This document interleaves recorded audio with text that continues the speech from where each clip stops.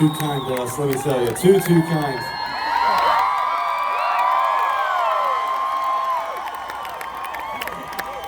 So we, as Joe mentioned, we got to see a little bit of South Dakota today. We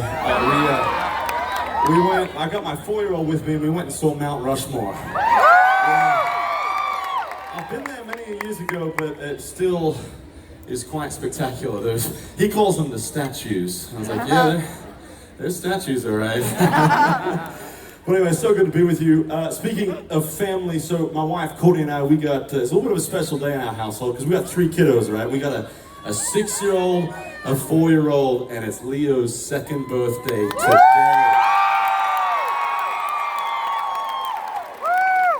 Now, the sad part is I'm not with him right now, but we celebrated him earlier on this week, and so he is a very celebrated young man. We love that little boy. And speaking of family, we recently got to go back to Australia, and when we were scheduling those dates, we realized, obviously, that this was going to be the first time that I had the chance, since I've been married to Courtney, to actually go back to Australia altogether. And so I said to Courtney, I was like, hey, this is the moment. We all need to go back, not just you, but we need to take the whole family, all the kids, everyone, we're going. And when we started explaining this to the kids, we started saying, hey kids, you know, part of what makes going to Australia so important is because this is where Daddy grew up, there's his heritage back there. You need to soak up, you know, where we could drive by the houses he used to live, we go to the Australia Zoo, you know, we do all these fun things. And I also said, I was like, and here's the other thing, you're half Australian. So you have to go back to Australia. And our 4-year-old came up to us and he said, which half of myself is Australian? That's a true story. I was like, what is going on in your mind, boy? But when my wife was actually pregnant with our 4-year-old, she was going through debilitating nausea. And she went to the doctor and said, hey, is there anything we can do about the nausea? And they said, yeah, just take some of this medicine and you should feel, you know, much better. And for about 6 weeks, that was the case. But after that 6 weeks, she went back to the doctors. She said, it's lost its potency. I've got the nausea back. Is there anything more we can do? And they said, yeah, we'll just up the dosage and give you more of the medicine. And I was in Austin, Texas for a show, and Courtney called me, and it was a fairly frantic call. She said, look, I need you to come home. And I said, okay, well, you know, what's going on? She said, well, I've been taking this medicine, and now I just can't stop taking it. I need you to come home. And so I got on the next plane, went home, and I come in the back door, and I see Courtney, and I say, honey, you okay? And she said, yeah, I'm okay right now. But as the night progressed, she started saying things like, hey, I know the doctors don't want me taking any more of this medicine, but what if I just take one more pill to get me through the night? And then we'll just deal with this tomorrow. What if I just take one more pill? And it was at that point that I realized, you know, we had a problem. And so the next day, we went to a mental health facility. And we arrived at the facility, kind of a strange place. There was nobody in the waiting room. It was just Courtney and I. And eventually a nurse came and said, Courtney, will you come on back? And we both got up to go. And right before I got to the door, they looked at me and they said, Luke, you don't get to come for this exam. You've got to stay out there. And there was just something about not being able to journey through the struggle together that made both Courtney and I feel so lonely and isolated. And it's a moment we won't forget. And she came out a little while later and she said, Luke, they're recommending intensive therapy. And so that's what we did. I would drop her off at 9 a.m. in the morning, pick her up at 2 p.m. And she did that for 2 weeks. And after that 2 weeks, they said, hey, you're doing so well. You're on the right trajectory. I mean, you're free to go. You don't need to come back here. You know, keep it up. But you don't need to come back here anymore. And when we got home, she had this bottle of pills in her hand. And she said, Luke, I need to go and flush these pills because these pills represent so much shame and so much guilt in my life. But I just need to see him leave. And at that point, I was reminded of a story about an explorer who went to a foreign land, and when he arrived on the beaches of the foreign land, he said to his men, hey, we're going to go explore the horizon. We're going to see what's over the mountains. We're going to see what this land has for us. And after he had finished explaining that to his men, he realized that none of his men wanted to follow him. They just wanted to return to what was comfortable. They just wanted to return to what was familiar. They just wanted to return to the past. And so the explorer waited a few days and he called all of his soldiers back onto the shoreline again. He said, I want every single soldier on the shoreline. And once They were all accounted for. He gave his generals the command to burn the ships. Because he said, we will not go back, we will not retreat, but we leave ourselves no option than to see what is in our future, than to see what is over the mountains, than to see what this land has for us. And for my wife, when she took those pills and she flushed them, that was her moment of burning the past.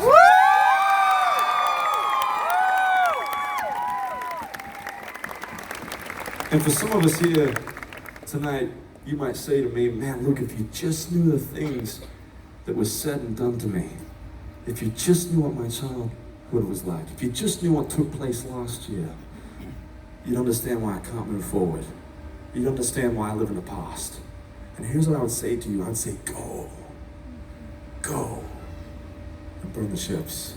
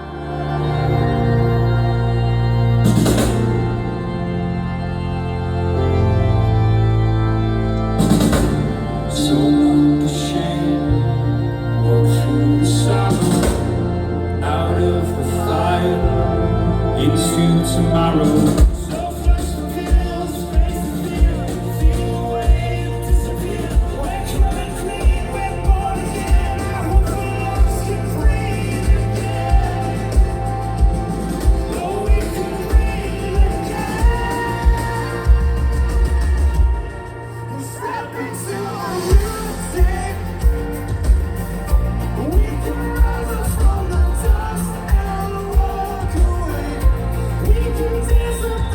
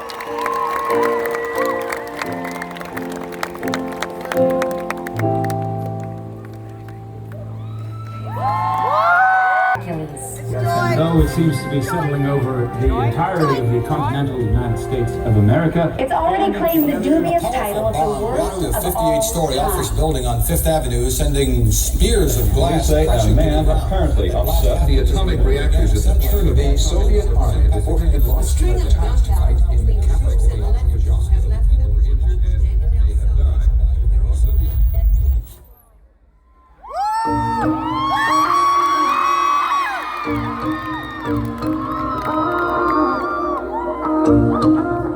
Lately I've been reeling, watching the nightly news. Can't seem to find a rhythm, just wanna sing the blues. Feels like a song that never stops. Feels like it's never gonna. Gotta get that fire back in my bones before my heart turns into stone. So somebody please pass the megaphone. Shout it on the count of three.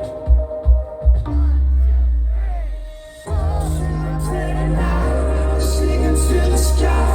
Give me strength to raise my voice. Let me testify. My bread and night. This is do or die. The time has come to make a choice. And I choose.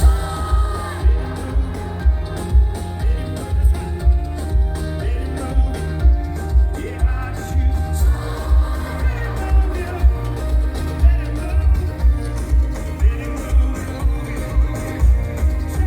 Back when I was young, my eyes were falling like. But now that I am older, I live at the speed of light. Feels like the cycle never stops. Feels like it's never gonna. Gotta get that.